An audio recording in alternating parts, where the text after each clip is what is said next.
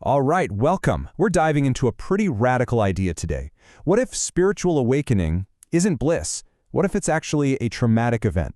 We're going to unpack a clinical protocol that's all about one thing: surviving the truth. Okay, so let's get right into it. You know the story we're all sold about enlightenment, right?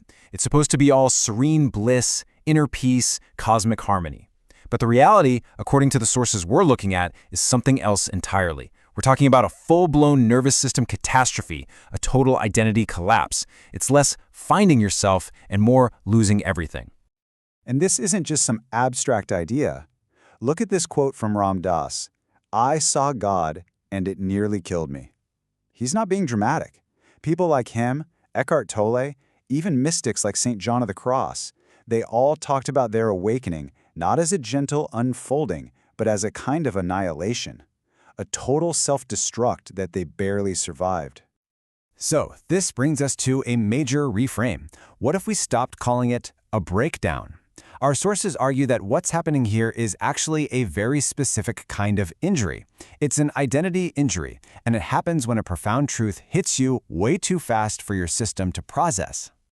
And here's the key. The definition of trauma isn't about what happens. It's about whether your nervous system can handle it. It's about overwhelm. So it doesn't matter if the truth you see is beautiful or horrifying. If an infinite, cosmic-level insight slams into your finite, biological body, the system just overloads. It can't compute. And it registers that overload as trauma. Plain and simple. Okay, so how does this actually play out in the body? This is where it gets really fascinating. How does a crisis of meaning, something that feels so mental, turn into a real physical crisis in your body? This table really lays it out.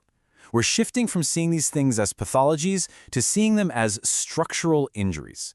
So PTSD isn't just a mental disorder, it's the structural belief that the world is no longer safe. Religious trauma is the collapse of the story that gave your life meaning.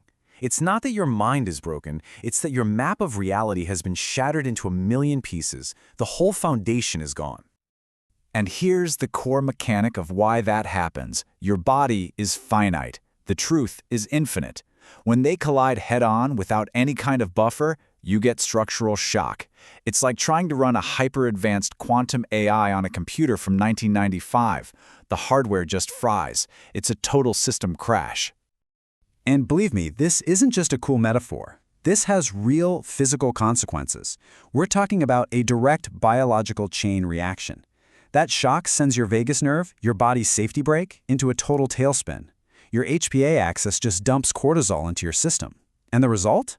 Systemic inflammation, chronic hyperarousal, and sometimes, I mean literally, intense physical pain like trigeminal neuralgia or even temporary blindness. This is serious stuff.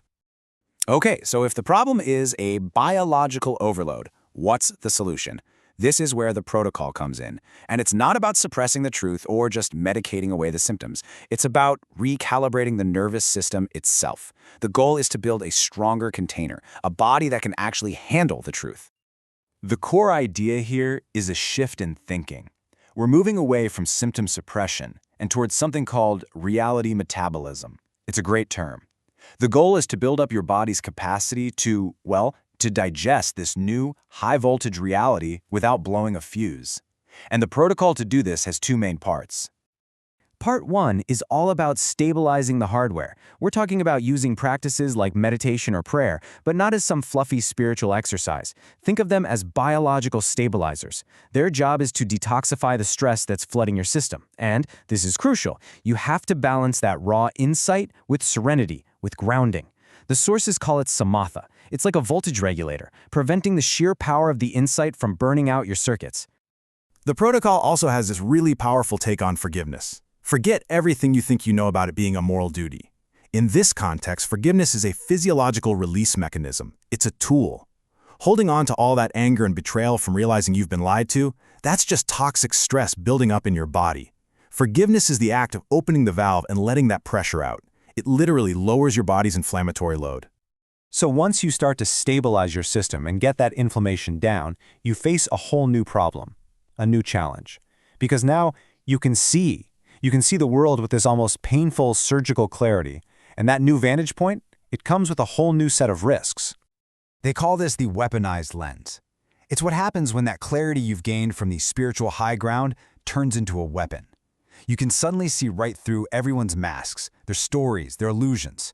And the first, almost overwhelming urge is to point it out, to expose them, to use your truth like a hammer. So that leads to the million-dollar question, right? How do you hold this incredible, painful clarity without turning it into ammunition against everyone you know?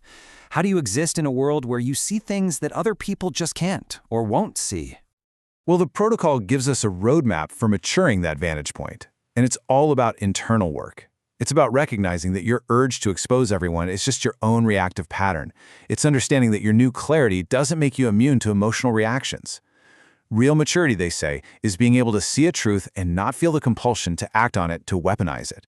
It's about learning to navigate the world without demanding everyone else get on your level. And that brings us to the final, crucial piece of the puzzle, structural repair. This is about the long game. For your nervous system to finally, truly exit threat mode, you have to rebuild. You have to create a new, sustainable self-story, a new map for a new territory. Because the old one, it's gone. It's been burned away. So, let's wrap this all up. Surviving enlightenment. It's really about moving from that initial terrifying annihilation to a deep and stable integration. Carl Jung's warning here really says it all. Beware of unearned wisdom. It perfectly sums up this whole idea. If wisdom hits you before you've built the capacity to hold it, it's not a gift. It's a destructive force that will shatter the very system trying to receive it. And that really is the main takeaway from all of this. That inflammation, that pain, that anxiety, it's not a disease that needs to be cured. It is a symptom. A symptom that your body is failing to metabolize reality. The whole point of this protocol, all of it, is to build your body's ability to finally digest structural truth without falling apart. So that's our explainer. It really leaves us with one heck of a final thought. We always hear that the truth will set you free. But the real question is, have you built a self that can actually survive it?